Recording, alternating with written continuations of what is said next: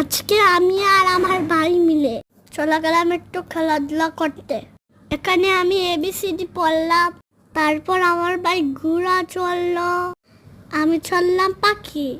পরে আমি চলে গেলাম স্লিপারের কাছে। স্লিপার হলো আমার প্রিয় খেলা। এখানে আমরা অনেকক্ষণ খেলাধুলা করে নিলাম। এখানে আমরা অনেক মজা করলাম। পরে আমরা প্ল্যান করলাম একটু রেস্টুরেন্টে যাওয়া যাক। দেন আমি খাবার মেনু দেখলাম এবং খাবার অর্ডার করলাম। এটি ছিল একটা চাইনিজ রেস্টুরেন্ট। আমি আমার ভাই একটু গল্প করলাম, সাথে সাথেই চলে আসলো ইয়াম্মি খাবার। আমরা এখন খেতে শুরু করলাম।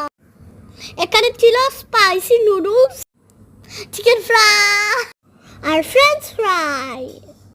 আমার ভাই মজা করে খেলো।